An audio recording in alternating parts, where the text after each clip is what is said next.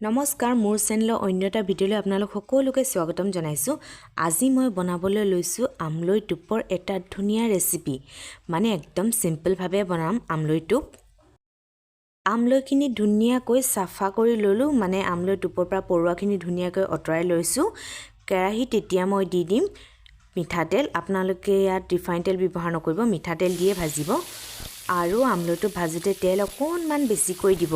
দি দিছোঁ এতিয়া পিঁয়াজখিনি অকণমান ৰঙচুৱা হোৱালৈকে ভাজিম। পিঁয়াজখিনি অকণমান ৰঙচুৱা হৈছে, কিন্তু এতিয়া মই ইয়াতে দি দিছোঁ নিমখ দিলে আৰু সোনকালে পিঁয়াজটো কেৰামেলাইজ হৈ যায়, মানে সোনকালে সিজি যায়। ইয়াতে দি দিছোঁ অকণমান হালধি আৰু বেছিকৈ নাভাজোঁ। এতিয়া মই ইয়াতে দি দিম আমলৰি টোপখিনি দিয়াৰ পিছত গেছৰ ফ্লেমটো মিডিয়ামত ৰাখিম। হাই কৰি থ'লে মানে কেৰাহীত লাগি যোৱাৰ সম্ভাৱনাটো বহুত বেছি। আৰু এতিয়া আমলৰিখিনি 15 মিনিটমানৰ কাৰণে ধুনীয়াকৈ সিজিবলৈ দিম। 15 মিনিটমানৰ পিছত দেখিছে নহয় আমলৰি টোপখিনি কিমান ধুনীয়া হৈ গৈছে। এতিয়া মই ইয়াতে দি দিছোঁ জলকীয়া কেইটামান মাজে মাজে ফালি কিনেহে দিছোঁ দেই, আপোনালোকেও এনেকৈ দিব, তেতিয়া টেষ্টটো বহুত বেছি ভাল হয়। জলকীয়াকেইটা দিয়াৰ পিছত 5 মিনিটমান সিজালেই মোৰ আমলৰি টোপখিনি হৈ যাব।